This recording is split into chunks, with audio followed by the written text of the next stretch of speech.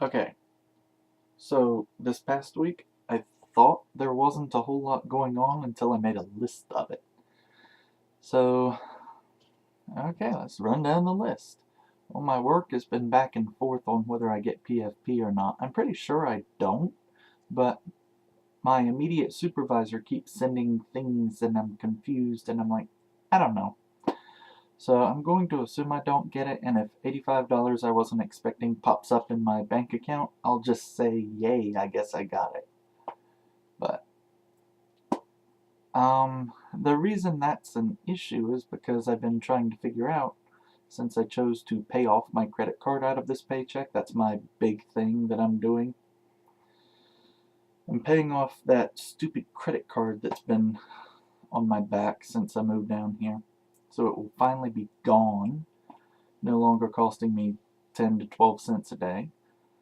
So, but I did so like 3 days after the due date, so I may have interest on my next bill cycle, but I can I can just pay that. I may even go like put gas in the car or something and then pay that off because you know just makes me mad to spend like you know 20 cents on a phone call and then pay off a 36-cent bill. So at least I'm going to get my money's worth out of it. I did get to see Jesse off to Albuquerque, sort of, except not really, because he and I hung out on Friday. It turned out that was the only time he had available. He sent me a message around 8. I didn't get it until 9, but we still found some time to hang out. It was interesting, but he's been a good friend to me. Dr. Jesse. Yeah, very good guy.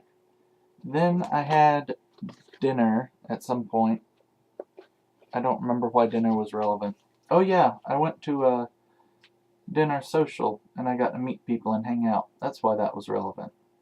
I made a back of the envelope list and I had fun.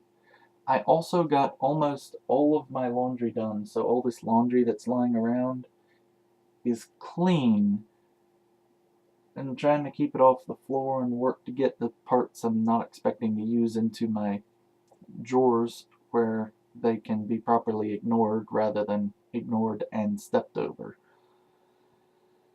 And I also got my pants mended. When I was at Animazement, I learned a sewing technique called backstitching, so I decided I would try using that to mend my pants, and it worked. It's supposed to be a little bit stronger than the techniques I normally use, so maybe they won't rip again. I got my oil changed also. That was the biggest big thing like ever, because car maintenance, like, it's not expensive unless you don't do it. So I paid the $50 for oil and a filter, and I don't remember what else. And Chris, my landlord, helped me get my oil changed. He showed me how to do it. At first I was a little upset that he wasn't letting me do it because I wanted the hands-on experience. But he said I can do that next time, which implies that he'll help me again, which is great because I'll actually remember it if I get to do it. But I got to see the process, so it won't be completely foreign to me when I'm actually doing it. Anyway, I need to work harder on trying to get a job. It's starting to look like tutoring is not a realistic option because the local tutoring agency hasn't gotten back to me, and my coworker, I'm not clear what's going on with her. I probably ought to send her an email. I thought talking to her at work would count, but maybe she really wants an email. But doing tutoring increases my going to work cost from like $4 a day to $8 a day because I can't carpool if I'm working afterwards. And then I'd also end up eating out afterwards because I can't eat with other people if I'm not here. And I'm not going to try to tutor without dinner. So that's, uh, you know, another $7 or $8.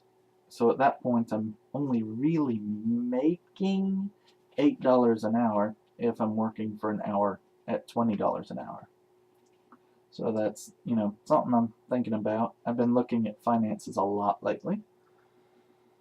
But the last two big things I did, I am still making progress on my engineering projects.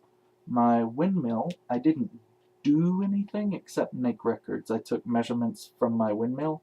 I actually cut one of the supports off so that I could get to all the pieces and measure them.